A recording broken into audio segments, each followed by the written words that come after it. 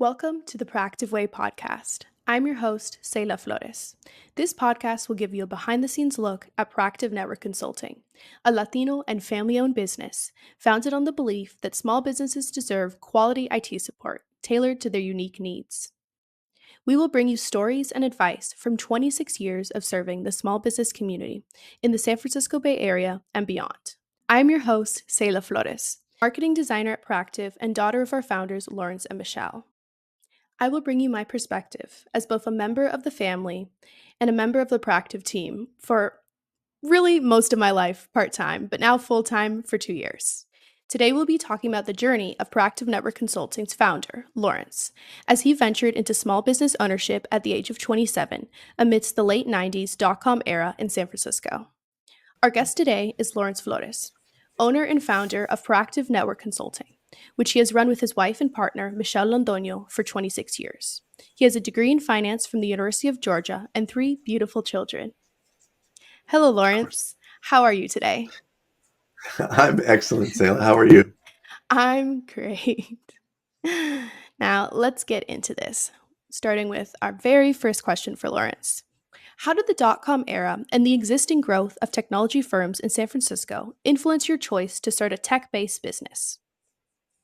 Well, in the 1990s, outsourcing your IT to an outside vendor was a little bit new. Typically, big companies had consultants that they would bring in, but the small business market would generally have an IT guy or somebody in-house who was maybe a little more technical, and therefore they would handle all of the IT related issues or troubleshooting or tech support. So the concept was a little bit new.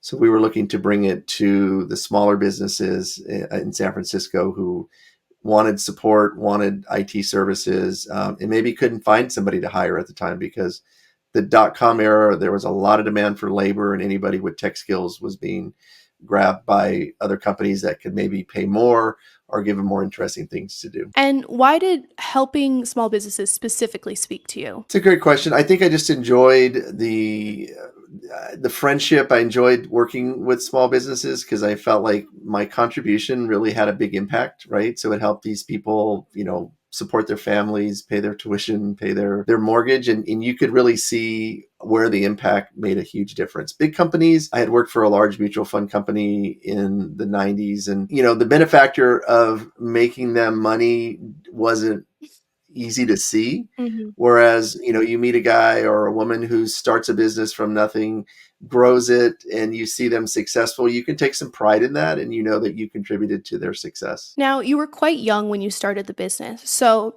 at 27, what made you feel capable and ready to start a business on your own? Insanity. So I really had no idea what the hell I was doing. But, ignorance is bliss, right? So if I didn't known everything it required to start a business at 27, I don't know if I would have done it. I think it's definitely harder to start a business once you have kids and you have an established family and they're accustomed to a certain lifestyle. So it was a great time to do it because at 27, you don't know what you don't know. And, Michelle and I didn't have any real responsibilities other than ourselves. So if you were going to take a risk, that was the time to do it. Was I, adequately prepared or trained? No, I had my degree, which obviously is helpful. I had a couple of years of IT. Well, at that point, I had like about 5 years of IT experience, but at a somewhat of a high level because working with the mutual fund company, I had done some large rollouts of networks and servers and workstations.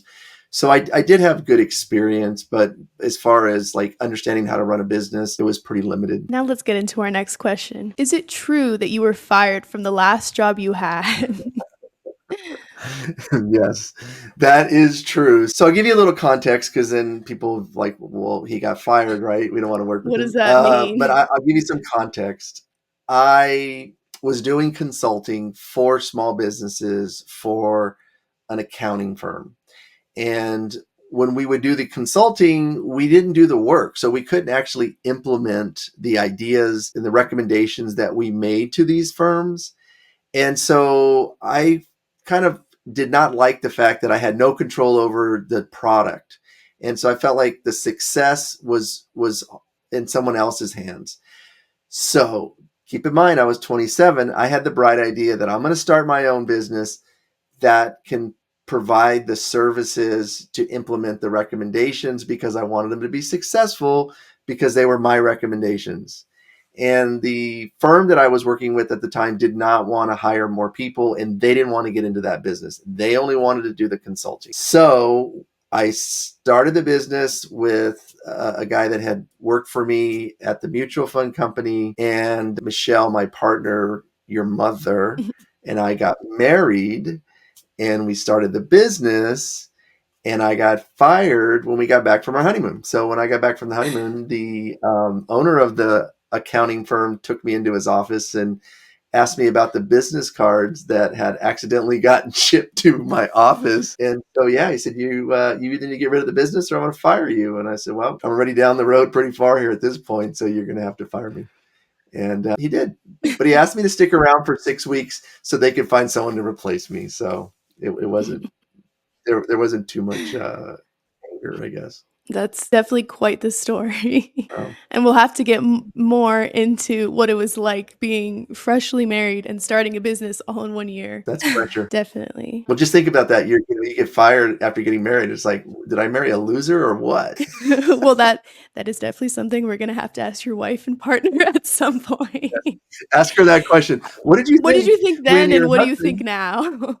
of 2 weeks came home and said, honey, I got fired today, and can we start a business like to support us? Yeah. Well, that actually goes into our next and final question, which is, what did it feel like then having this urgency to now fully invest in the business and make sure it was successful? Well, if I ever had focus problems, they went out the window that day because all of a sudden I had to make it work. And so if anything, it was like rocket fuel, right? Because you're like hyper focused on what do I have to do to make this business a success? Because one, I didn't want to look like a failure to my new wife.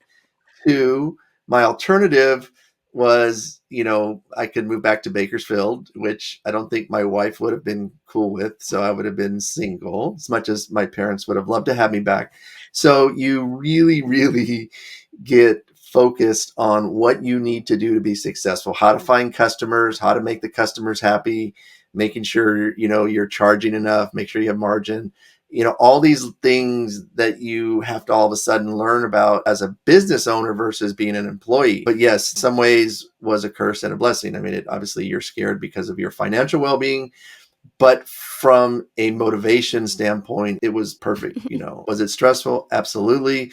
Were there some days where I just really felt horrible? Yes, it was very much hands on deck. We got to make this work. Back to the beginning, which is, I guess, once you dived into that, did you ever feel like maybe this was a mistake, especially because of how young you were? Did you feel like you had to erase that kind of mindset in your head? So initially, no, I really just kind of dove headfirst into it because I was the business. I had one employee at the time, but I was the business. I was the consultant. I was the one, doing the work and running the business and finding the business and all that. So I was really, really didn't have time to think bad thoughts, really. It's funny. I didn't really think I was an idiot until about 2002 after the dot-com crash. And that was, so I made money from day one, right? We really did well. We were able to find new customers. There was a demand. I mean, I timed it really well overall. 97, 98, 99, 2000, right? Like we rode that wave. So businesses in San Francisco were doing phenomenally. Now we've always focused on family-owned businesses that are, maybe you've never heard of them, but they're rooted in San Francisco. They might have wealthy businesses, and that was our target. We never really ever focused on the dot-coms. But after that, everybody was affected by the downturn, right? Mhm. And so that in 2002, when I realized I had lost money, that was the first time I ever really questioned. Up until that point, I thought I was brilliant, right? I'm like, oh my God, I made money and I made more money and I made more money each year. That, we're doing great. Look at, I'm so smart. And then in 2002, we had the first downturn and, we lost money. And that was an eye opener. That was probably the most sobering time where I just realized I'm not as smart as I thought I was. And it was the first time I really had to question what I had created, because when you own your own business, if there's a flaw in it, you just look in the mirror because you're the flaw, right? You're the problem. That's the beauty of it, right? You can't blame your employer. You can only blame yourself. So at that particular moment is when I realized that, I had a lot to learn. And that's probably when I did the most growth, right? It's easy to grow when everybody's got money and they need you, but when it's the bad times and you got to figure out how to run a business and make money when nobody wants you, that is really an important time. So in 2002 is when I really questioned it. I remember just like, if I wasn't on my knees crying, maybe in my mind I thought I was, but I was like, you are a big dumb idiot. And that's when I really had to figure out how to create systems and things to make the business more sustainable. We'll end on maybe a more funny, lighthearted question. Do you think you today would have trusted a 27-year-old with your business's technology? Yes, because I think about that. I was 27 years old. I wore a suit and I always tried to project myself as being a professional, right? So, yes, because I know the belief I had in these small businesses, I wanted them to succeed and I took pride in that. And I think they felt that. I genuinely cared about their business and they could go to a big company. At the time, there were some vendors who did what we did that were national, and there wasn't the same sense of care and I think attention paid to those businesses. So I think they genuinely felt that we cared about their success. We wanted them to be satisfied in our services. Mhm. And so, yes, I would trust that 27-year-old if he came knocking on Yeah. my door, because as long as the person is genuine in their intent to provide you a service. And I think that's the one thing we've held true in all 26 years, is that we genuinely care about our customers because they're like family. We have family working in the company, like you, your mom, your Yeah. sister, your brother part-time, right? Your cousins, right? Both my brothers worked for us while they were at Berkeley. Michelle's cousin worked for us early on in the 2000s. So it's always been a family business. We've always tried to focus, I think, on more family-minded businesses. And it's really cool because you work with people that have worked for their company for 20, 30 years. And so really can feel like you're part of their team, even though you're a consultant. But that's the great thing I always loved about being a consultant, was that if a company was too crazy, we always got to go back to our office and we didn't have to be there day in, day out. But yeah, to answer your question, yeah, I think if you see the passion and you see somebody who genuinely cares about you, age isn't important. We obviously had to have success and deliver results. And so we were able to do that. We're able to provide great service. And then we just, learned to live by that. So I guess to summarize kind of everything that we've talked about today, maybe age or experience isn't the most important part of being a business owner. Sometimes it's that conviction to provide a quality product, to Yeah, genuinely care about the people you're serving, and genuinely be invested in their success just as much as your own. absolutely. People talk about business and like, oh, business is different today than it was 20 years ago or 10 years ago. Mhm. I will say being in business never gets easier. I thought, man, by the time I've been in business for 20 years, 25 years, like it's going to be a piece of cake. There's always something. There's, economically, customers change, businesses change. Mhm. And I know the first time we had a customer retire, I'm like, oh my God, I had anticipated I would lose a customer, not because I did something wrong, but because they retired, Mhm. right?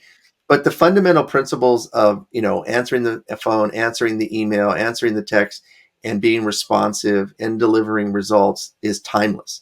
People will always pay for that, whether and if you're the one providing the service at 27 or 54, it doesn't matter.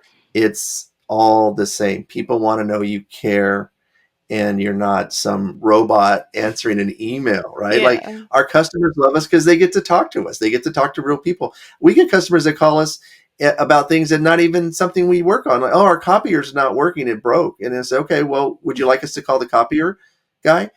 Well, I already tried. He didn't answer. I thought you guys answer the phone. I mean, we've literally had people call about it. As long as you care about the people you work for, and I think it shows, and they'll be happy to work with you at 27. Well, let's wrap up for today. Thank you, everyone, for listening and joining us. We hope we were able to entertain you with just a little slice of our small business story. If you or someone you know are searching for small business tailored IT support, you can contact us at proactiveway.com or at the link in the description. We hope to see you at our next episode, and don't forget to subscribe for more tech and small business content. That's it for today. Ciao.